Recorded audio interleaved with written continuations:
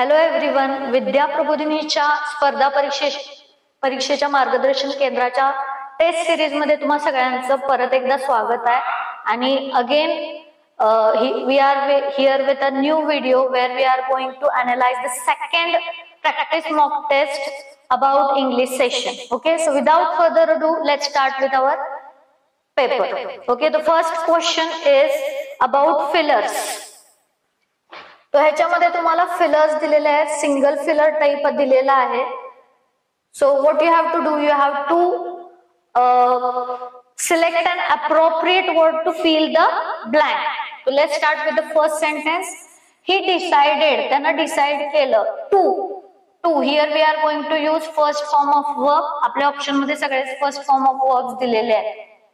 Okay, so he decided to dash all forms of social media. त्यांना decide केलंय की सगळे सोशल मीडिया डॅश करायचे टू फोकस करण्यासाठी मोर त्याच्या स्वतःच्या वेलबिंग वरती आणि डायरेक्ट संवाद साधण्यासाठी.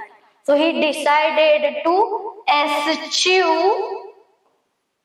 एस्च्यू म्हणजे टू अवॉइड समथिंग डेलिबरेटली, स्वइच्छेने एखाद्या गोष्टी सोडून देणे किंवा त्याग करणे. त्यांना काय सोडून द्यायचं ठरवलंय की सगळ्या प्रकारचे सोशल मीडियाचे प्लॅटफॉर्म सोडून द्यायचे ठरवलेले आहे. So option D is correct. Next, the dash organization. Here organization is noun. All we need is adjective. The dash organization provided या organization न पुरवलेला आहे essential aids, महत्वाच्या मदती, those in need, जे गरजेमध्ये आहेत, embodying, एक चांगलं उत्तम उदाहरण देत आहेत ते compassion आणि generosityचं, उदारतेचं आणि करुणेचं. So the dash organization, charitable organization, charitable म्हणजे kind and generous organization. Miserable, stingy म्हणजे कंजूस, हे शब्द तरी येतच नाही. Frugal, sparing म्हणजे काटकसरी, canny, economical, हे पण येत नाही. सो कुठलं ऑर्गनायझेशन? चॅरिटेबल, जे काइंड आहे, जेनरस आहे, त्यांनी खूप मदत केलेली आहे, प्रोव्हाइड केलेली आहे गरजूंना. The dash new technology. Technology is your noun, new is your adjective. So dash new technology, here again we are going to use adjective. Insignificant म्हणजे ट्रिवाइल, अनइम्पॉर्टंट. रिव्होल्युशनरी म्हणजे जे खूप मोठा वेगळा असा बदल घडवून आणणारे टेक्नॉलॉजी. लिबरल म्हणजे जी नवीन मतांना, लोकांच्या नवीन समाजात झालेल्या नवीन चेंजना एक्सेप्ट करतात त्यांना बोलतात लिबरल. टेम्परेट मीन्स माइल्ड और काम. Or conservative. Conservative means this is negative sense word which means old fashioned, out of dated, or you can say orthodox. तर न्यू टेक्नॉलॉजी म्हटल्यावर कन्झर्वेटिव्ह तर किंवा अनइम्पॉर्टंट होऊ शकत नाही, टेम्परेट माइल्ड काम होऊ शकत नाही. तर अशी टेक्नॉलॉजी जी नवीन आहे, जी खूप क्रांतिकारी बदल घडवून आणणारी आहे, ते त्यांनी ट्रान्सफर केलेली आहे इंडस्ट्रीजला. तिने ट्रान्सफर केलेला आहे रात्रीच्या रात्रीमध्ये. स्टार्टिंग वेव्स ऑफ इनोव्हेशन, नवीन गोष्टींना सुरुवात करत. नेक्स्ट आहे द डॉक्युमेंटरी प्रोव्हाइड्स. डॉक्युमेंटरी, ती जी डॉक्युमेंटरी होती तिनं काय सांगितलेलं आहे, काय प्रोव्हाइड केलेलं आहे? अ डॅश ग्लिम्स. ग्लिम्स म्हणजे झलक, एक छोटीशी झलक. इथे आपल्याला ऍडजेक्टिव्हची गरज आहे because glimpse is our noun and this is our article. Evident म्हणजे उघड, स्पष्ट, क्लिअर. अगेन manifest म्हणजे उघड, क्लिअर. apparent म्हणजे पण उघड, क्लिअर, स्पष्ट. and profound is the correct word. profound means deep, सखोल. glimpse, एक सखोल, खोल अशी एक झलक दिलेली आहे. कशामध्ये? into the lives of, कुणाच्या जीवनामध्ये, of the indigenous people. Indigenous means native, स्थायिक, तिथे जे राहणारे लोकल लोक आहेत त्यांच्या आयुष्याची एक खोल सखोल अशी एक झलक त्यांनी डॉक्युमेंटरीने दिलेली आहे. द ट्रॅजिक इव्हेंट, तो जो एक वाईट इव्हेंट होता त्यानं काय दाखवलेलं आहे, to dash people opinion 2 + v1, we need 2 infinitive over here, 2 + v1. तो जो वाईट इव्हेंट होता त्यानं लोकांचं ओपिनियन डॅश केलेलं आहे. Obviously we need a negative tone of word. Prompting calls for, कशाची मागणी केलेली आहे, चेंज अँड रिफॉर्म्स, बदल घडून यायला पाहिजे, सुधारणा घडून यायला पाहिजे, त्याची मागणी केलेली आहे. So here we need the word galvanise. Galvanise means excite. Excite, त्यांनी एक्साइट केलेलं आहे त्या इव्हेंटना public opinion. Let's go for next question.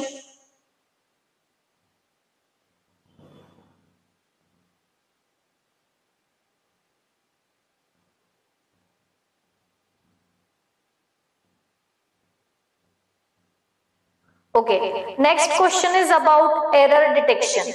They have given you one sentence and you have to find out the incorrect option in here.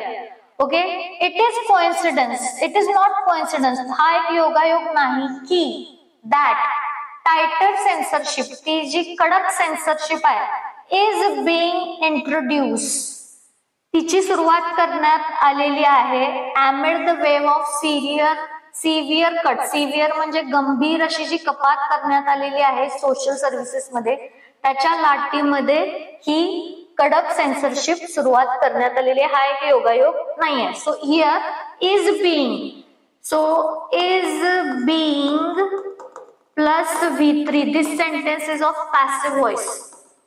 Passive व्हॉइसचं sentence आहे. So we need third form of verb here with is being introduced.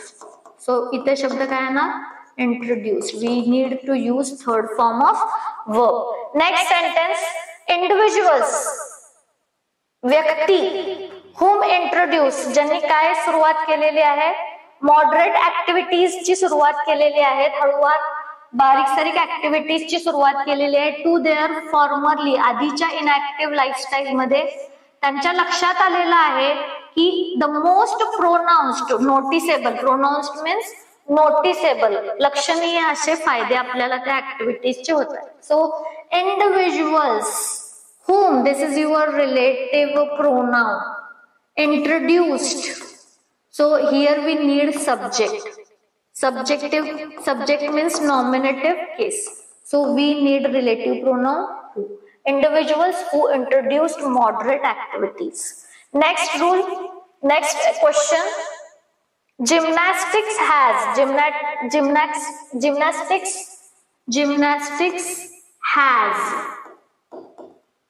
rapid developed. We have used third form of verb with helping verb has, but here we need adverb to qualify your verb.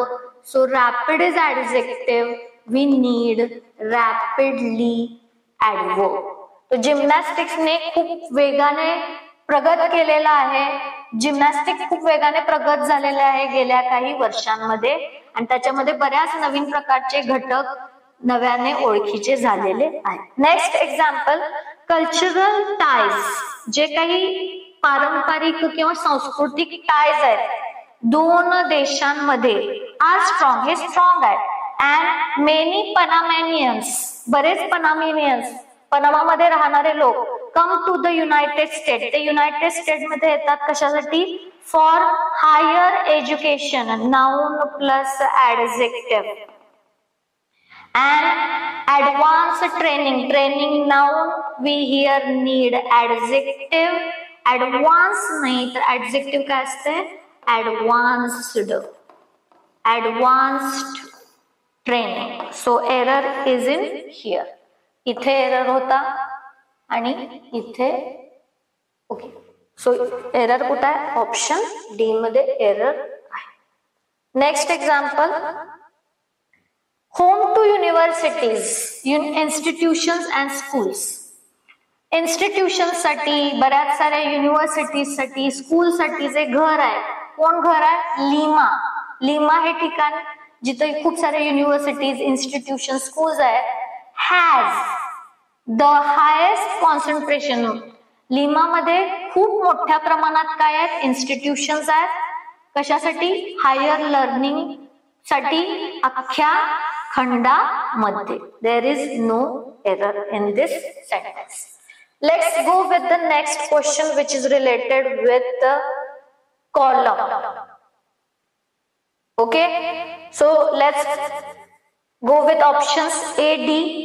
Composers जे आहेत म्युझिकचे, musical साठीचे, ते नेहमी विचारात घेतात. They often consider, काय विचारात घेतात? ते विचारात घेतात D indicated that he would consider use the Parliament Act. Parliament.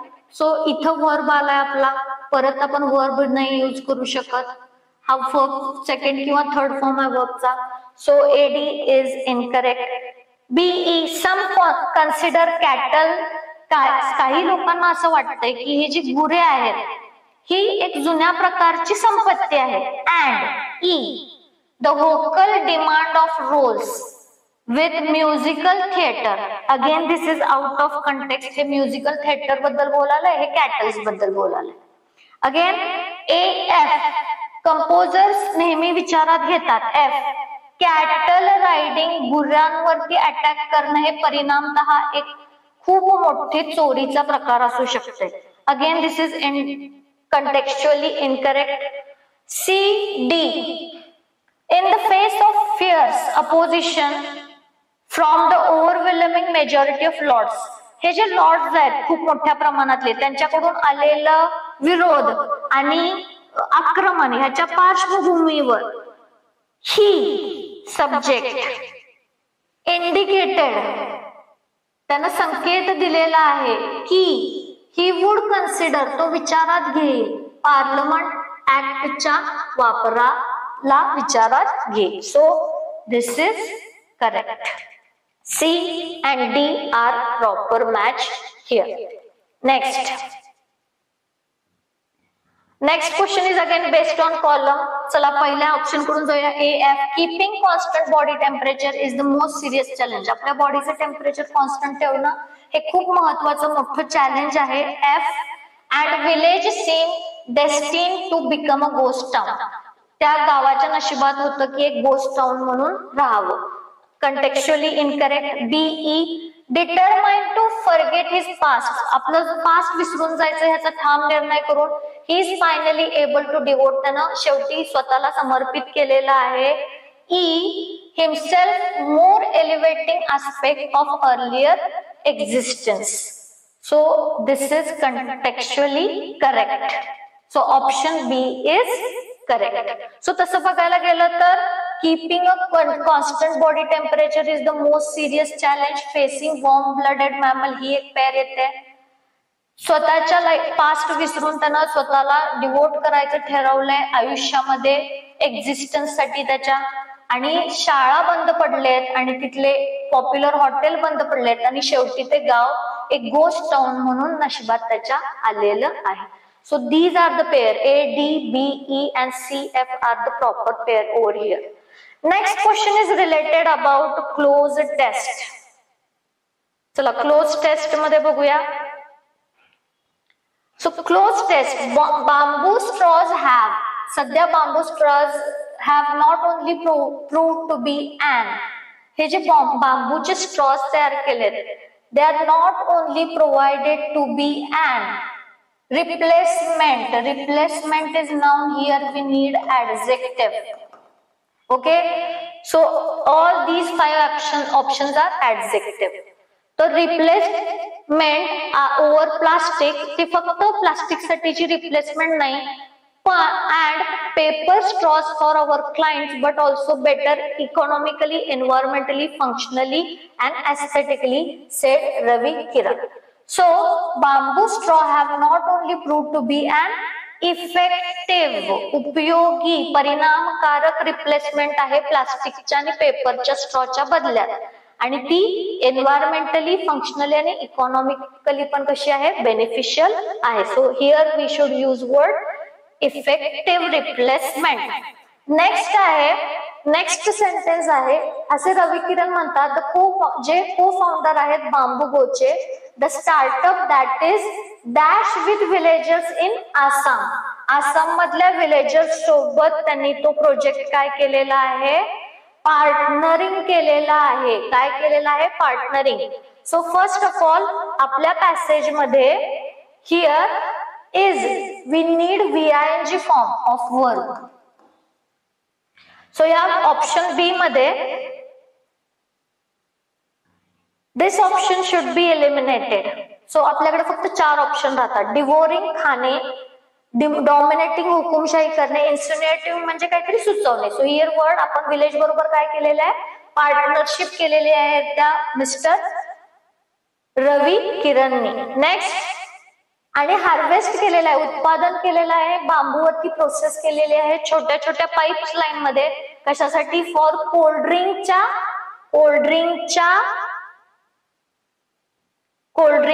कशासाठी? Cold drinks sorry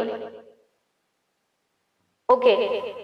and to harvest and proceed bamboo into tiny pipelines for cold drinks dash in mega cities. cold drinksच्या consumption साठी. Consumption म्हणजे एखादा पदार्थ खाणे, वापरणे किंवा पिणे. सो कोल्ड ड्रिंकचं काय करणार आहे आपण? कन्झम्पशन. इन्फ्यूज म्हणजे व्यापणे. प्रोफ्यूज तर इथं येतच नाही because we need third form adjective over here. Okay. So V3 form of verb.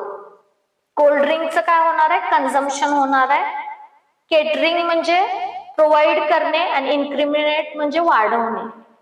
So cold ड्रिंकचं consumption कुठे केलं जाणार आहे? मेगा सिटीज मध्ये करणार आहेत.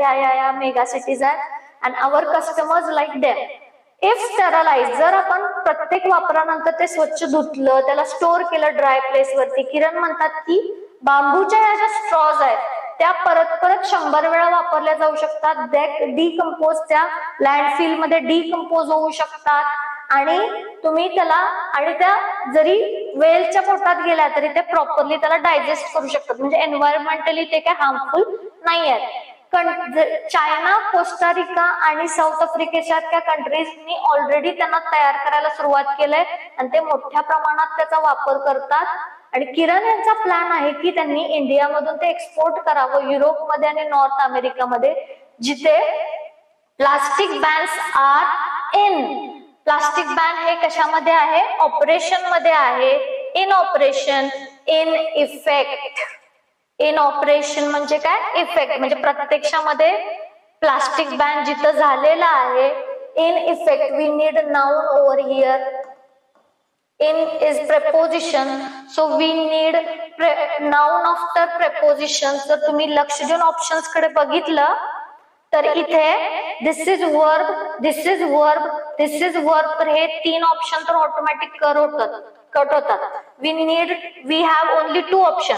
इन इफेक्ट म्हणजे प्रत्यक्षात वापरणे आणि impact mean influence, bad effect. So the proper word is effect. Next is की जिथे खरोखरच प्लास्टिक बॅन झालेला आहे and in the hill of village of बागाडीन, तो त्या गावामध्ये, टेकडीवरच्या त्या गावामध्ये जिथे 47 घरं आहेत आणि तिथले जे स्थानिक रहिवासी आहेत तिथले लोक are dash to lead that charge. Are dash to lead that charge.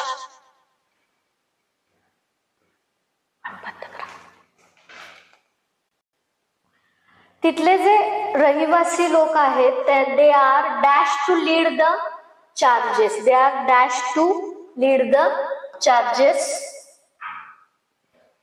They are dash to lead the charges. They are poised. ते सज्ज आहेत त्यातले चार्जेस घेण्यासाठी. Poised means to present. Prowled means दबक्या पावलांनी चालणे. डिपोज्ड मीन्स खराब. Disposed means discard करणे. तर तिथे काय असणार आहे तुमचं? पॉइज्ड. ते सज्ज आहेत ते चार्ज घेण्यासाठी. सो इथं शब्द काय आहे ना? They are poised to lead that charges. They have been manufacturing bamboo products for generation. कारण की ते जनरेशन पासून बांबू प्रोडक्ट चालवत आलेले, तयार करत आलेले आहे. Next question is related with para jumble. Me direct answer वरती जाते, तर लक्ष देऊन बघा. The first sentence of given sentence is Q. This is your first sentence. Check it out. It is likely, ही संभावना आहे की सध्याचे जे नवीन लोक आहेत जे परत आफ्रिकेला जात आहेत त्यांच्यामध्ये निअँडरथल डीएनए त्यांच्या जिनोमोज मध्ये असण्याची शक्यता आहे. ओके, सो हिअर त्यांनी पहिल्यांदा उल्लेख केलेला आहे निअँडरथल डीएनएचा. ओके, त्यानंतर येतंय this is R. This is your second sentence. Modelling suggest, modelling काय सुचवायलंय की that just a tiny trickle over the latest 20 year. हा जो थोडासा डीएनए मध्ये झालेला बदल आहे हा थोडासा आहे, कधीपासून आलेला, गेल्या 20,000 पासून असू शकतो, ज्याला जबाबदार आहे account for its current distribution. हा जबाबदार आहे त्याच्या सध्याच्या डिस्ट्रीब्युशन साठी.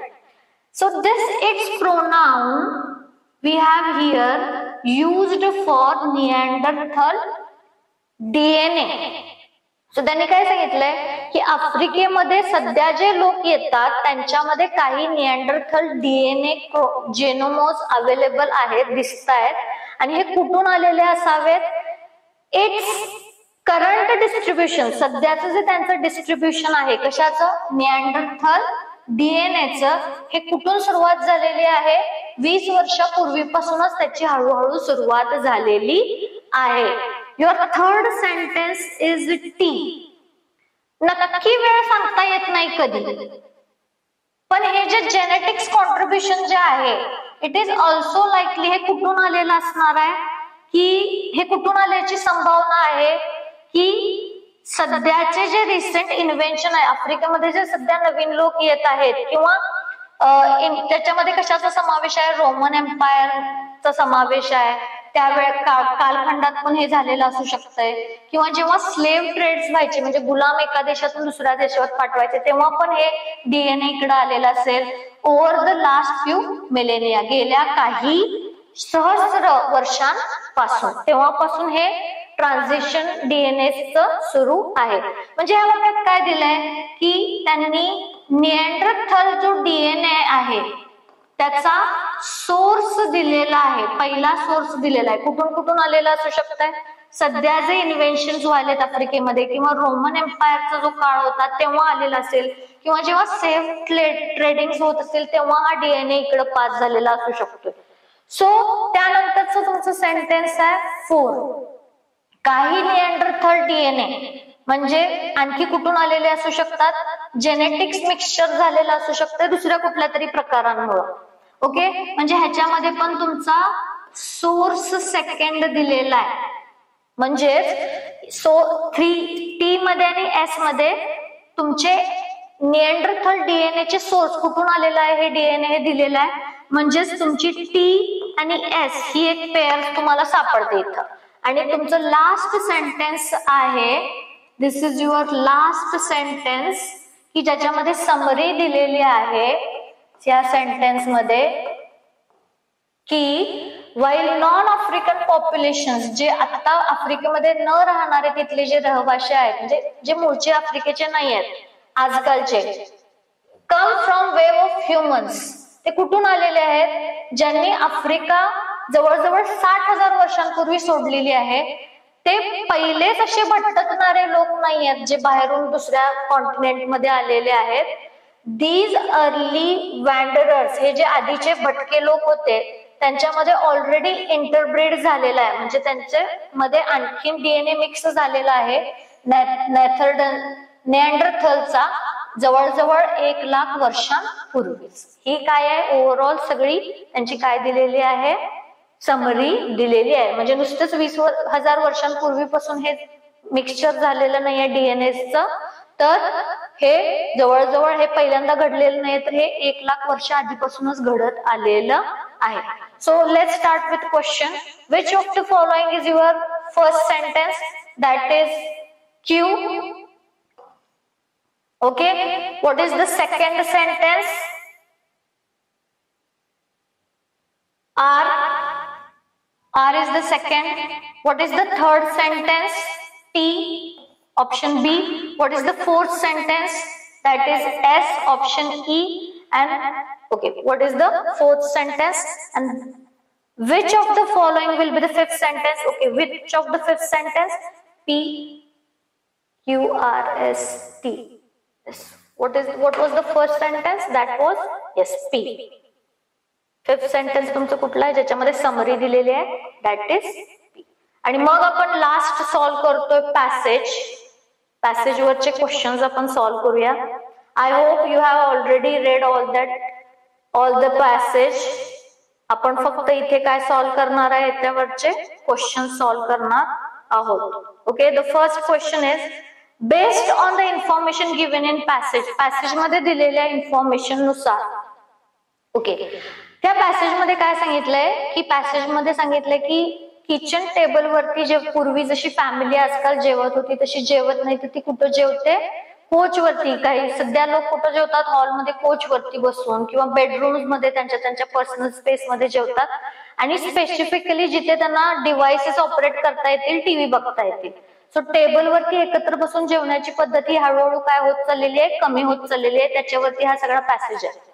Okay, so the first question is based on the information given. Passage मध्ये दिलेल्या माहितीच्या आधारावरती वी कॅन कन्क्लूड. आपण काय निष्कर्ष काढू शकतोय? खालील कुठले निष्कर्ष काढू शकतोय? एक निष्कर्ष सोडून. So there has been rise in number of people. लोकांच्या संख्येत वाढ झालेली आहे जे डायनिंग टेबल वरती बसून जेवतात आजकाल. म्हणजे पूर्वीपेक्षा आता त्यांच्यामध्ये वाढ झालेली आहे असं काहीही सांगितलेलं नाही. So your option is a. हे स्टेटमेंट पॅसेज मध्ये दिलेलं नाही. पॅसेज मध्ये दिलंय की लोकांचा प्रेफरन्स वाढलाय कोच वरती आणि बेडरूम मध्ये जेवण्यामध्ये. फॅमिलीज आजकाल एकत्र बसून जेवत नाहीत, ती सवय आता राहिलेली नाहीये. किंवा आता पण स्त्रिया पुरुषांपेक्षा फूडशी रिलेटेड काम जास्त करत असतात. ह्या चारीचा उल्लेख तुमच्या पॅसेज मध्ये झालेला आहे. फक्त ऑप्शन ए चा उल्लेख तुमच्या पॅसेज मध्ये झालेला नाही. नेक्स्ट क्वेश्चन, पॅसेज नुसार काय कारण आहेत फॅमिलीज एकत्र बसून आजकाल जेवत नाही? तर काय कारण दिलंय पॅसेज मध्ये? त्यांचं वर्किंग शेड्यूल वेगवेगळं आहे पेरेंट्सचं, आणि मुलांना extra curricular commitments, assignments, project करायचे असतात, त्यामुळे ते त्यांच्या पेरेंट्स बरोबर बसून जेवत नाहीत. फूड बाहेरून घेऊन आणतात, ह्याचा उल्लेख काही त्यांनी त्याच्या मागचं कारण काय असं सांगितलेलं नाहीये. तर तुमचा ऑप्शन कुठला येतो? 1 and 2. Next question is passage नुसार which of the following factor.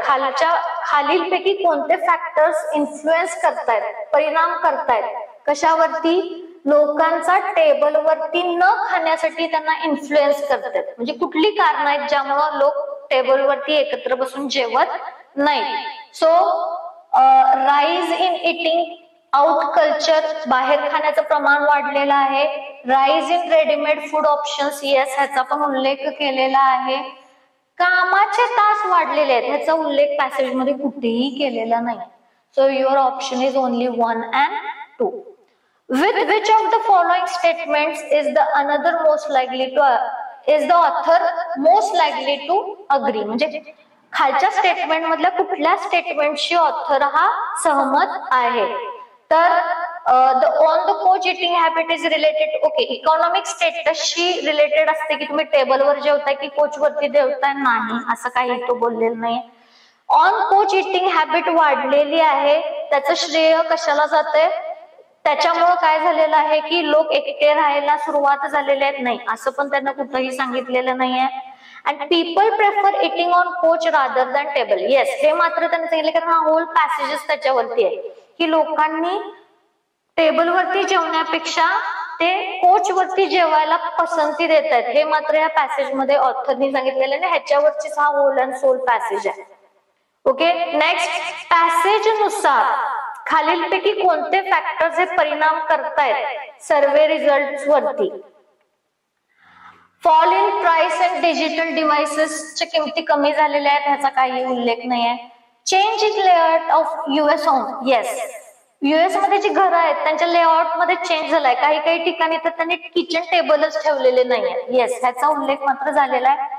Family structure बदललंय हे पण सांगितलेलं नाही. फूड इन्फ्लेशन मध्ये घट झालेली आहे असलं पण काही सांगितलेलं नाही.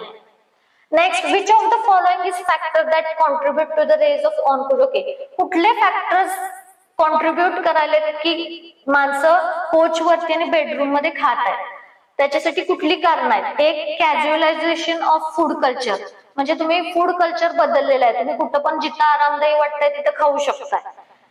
Rise in number of people living alone, US मध्ये एकटे राहणाऱ्या लोकांची संख्या वाढलेली आहे, ह्याचा उल्लेख पॅसेज मध्ये झालेला आहे.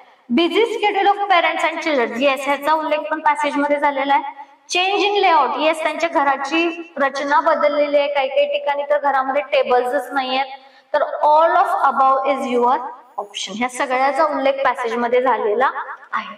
Next question, which of the following is the closest meaning. Synonyms, closest meaning म्हणजे काय, सिनॉनिम वर्ड काढायचा आहे तुम्हाला. Eschew means to avoid something deliberately, मुद्दामून काही गोष्टी सोडून देणं किंवा त्याचा त्याग करणं. The correct word is shun. Shun is synonym of eschew. Expose करणे म्हणजे डिस्क्लोज करणे. प्रोडक्टिव्ह म्हणजे to produce in large quantity, मोठ्या क्वांटिटीमध्ये प्रोड्यूस करणे. यील्ड म्हणजे सरेंडर करणे. कन्फाईन म्हणजे एखाद्याला बंदिस्त जागेमध्ये ठेवणे. So the correct option is shun. Which of the following is closest in meaning म्हणजे synonym to the word comfortable. Comfortable म्हणजे आरामदायी म्हणजे cosy. Okay, cosy is the correct word. So this is all about today's paper.